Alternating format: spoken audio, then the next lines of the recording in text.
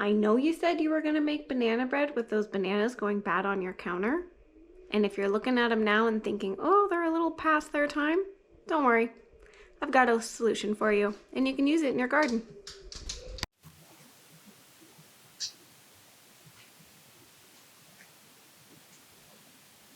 Hi, welcome back to Lilbut Farm. Today, we're dealing with the bananas on your counter. So if you're like me, maybe you said, oh, I'm going to turn these into banana bread. You're not turning this into banana bread. You got to let it go. But we can use these on our gardens. So what I like to do is you peel it. It's kind of nasty. Save the peels and put the banana straight into your compost, which you can use an old ice cream container for your compost cycle. This was not going to be banana bread, that's for sure. It is messy, depending on how far you've let your bananas go. Mine have gone. Okay. We have our peel. And we are going to drop our peels into a very large glass jar.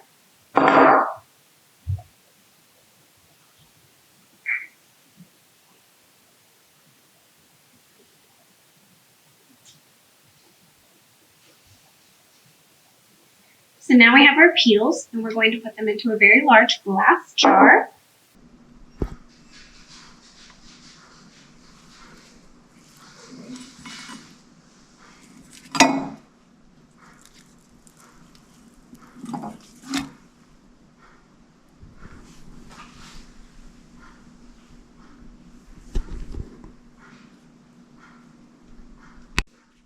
And then we're just going to fill it with hot water.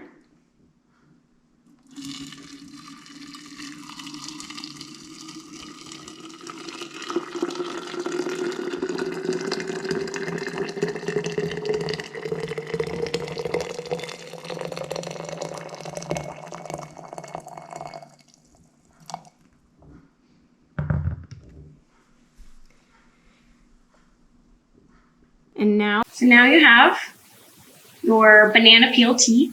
It's kind of like a compost tea. It's a version of a compost tea.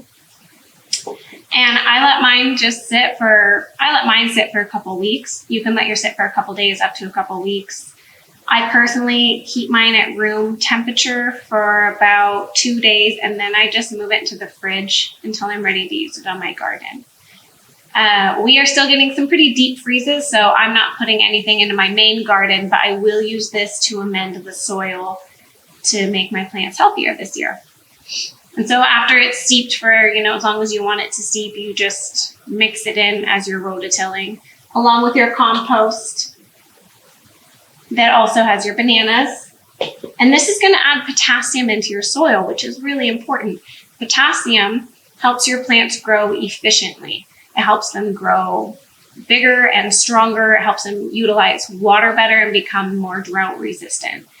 So the first thing you're going to want to do before you plant stuff in your big garden is get your soil tested. And if you find your soil is deficient in potassium, this is one way to put potassium back into your soil. This may not be the most effective way. If you buy a commercial fertilizer, even an organic fertilizer, you might have more. If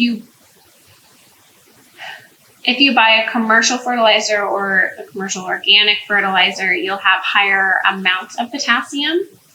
But you save your banana peels. You have a couple of these jars, or you put your peels and your rotten bananas straight into your compost.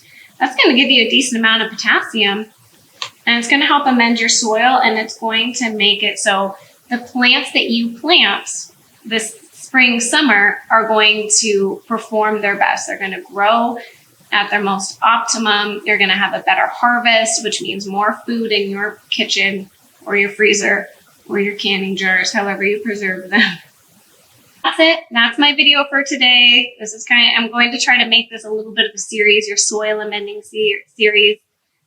Before this, I did the eggshells to add calcium into your soil, so check that out. And now we have banana peels to add potassium. You can also use wood ash. I just don't recommend it because it drastically changes the pH of your soil pretty fast. And I haven't had the best luck with it. You can try it if you want. I personally don't recommend it. But if you try it and it works, let me know. After this, we will be doing how to put nitrogen in your soil, which is very important, and your soil is most likely deficient in nitrogen. So stay tuned for that video.